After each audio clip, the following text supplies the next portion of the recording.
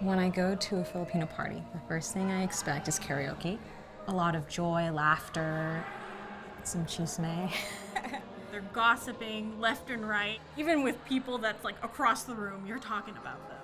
Filipinos love to eat food, and Filipinos also love to feed their guests. Your mom is such a presence. She's in charge of the table, what's on the table, who's being fed. If you're not eating enough, you're getting another plate. Filipino gatherings are very important to our culture. We're all about being around each other and celebrating, and specifically in Gamu-Gamo, it's a funeral. In Filipino folklore, when a person recently passes, their soul wanders the earth and it's embodied in a moth. Even if you're saying it in a joking way, a moth flies by you, you're like, well, that's Lola, and we can laugh. But I think there's something comforting about seeing death that way, as not a finality. Jem approached me about making a short film. She wanted it to center around Filipino culture. She wanted a Filipino main character, and she was inspired by Franz Kafka's Metamorphosis. However, I will say a lot of the experiences from our main character and her family members, the people around her, those are drawn from real life experiences. It was a time when I was like having this kind of a quarter life crisis when I reached out to Nadine and I was like, I wanted to create something that would kind of like express my feelings. It involves about the responsibilities that I have for my mom, for my family, because they sacrifice so much in order for me to be here. The story of Gamu-Gamo is about Lizelle. She is a grad student in creative writing. She's finishing up her dissertation when she gets the news of her Lola's passing. This is a big deal for Lizelle because she's kind of estranged from her family. She's been living her own life, but also she's nervous about reuniting with her family. It's finding the balance between cultural expectations that are placed upon you and staying true to yourself.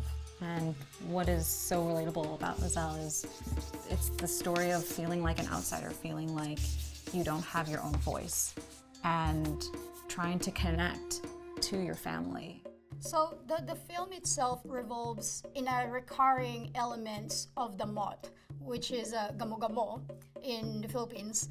And there's some transformative moment for Lizelle's character as she goes through this journey from being invisible, the death of her grandma, her Lola, and also like have that fear before it goes to like having that self-acceptance. So that's how the visual effects and SFX is trying to combine different messages in the film. So Gamu-Gamo features two big creature moths, and we're responsible for bringing that to life. These creatures, it's very important for them to emote their personality. When they're moving, when they're in the transformation, we want to see the personality of our main character come out. The confusion, the chaos, the exhilaration, the freedom. To me, it is the stages of grief. We're seeing her transform, come out, accept, fight against, and then finally just fully surrender to it. I wanted the music to reflect the kind of cultural significance that Filipinos have with the moth and death. We wanted to do the focus for a more indigenous sound, which is great for those chimey, gongy sounds.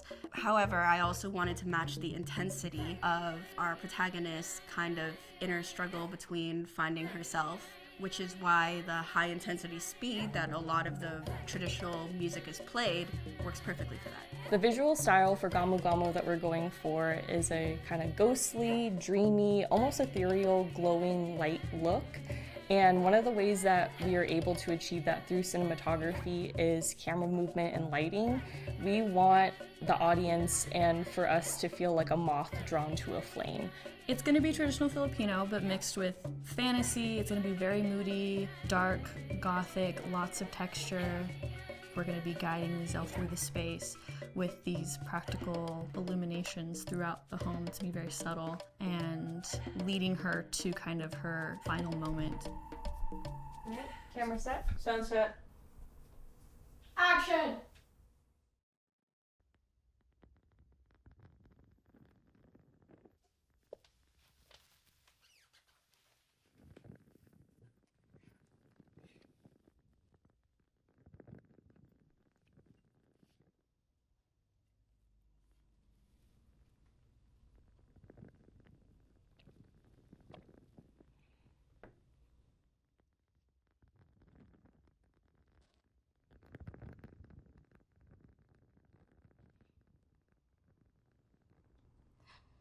Invisible, I flutter through the world without attention.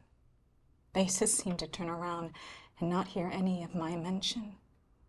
A silent, tiny creature, not worth a notice or a shrug.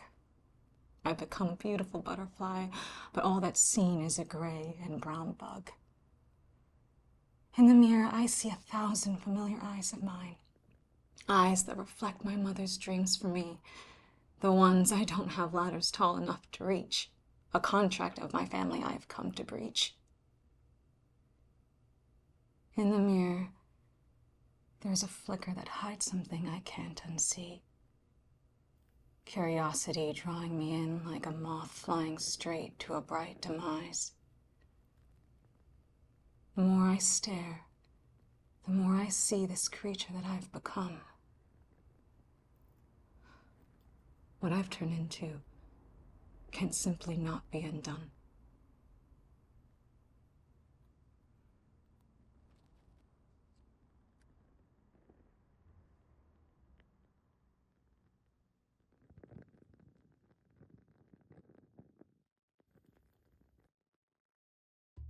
Thank you for watching this video, and we can't wait to show you and share with you the story that is very dear and close to our hearts.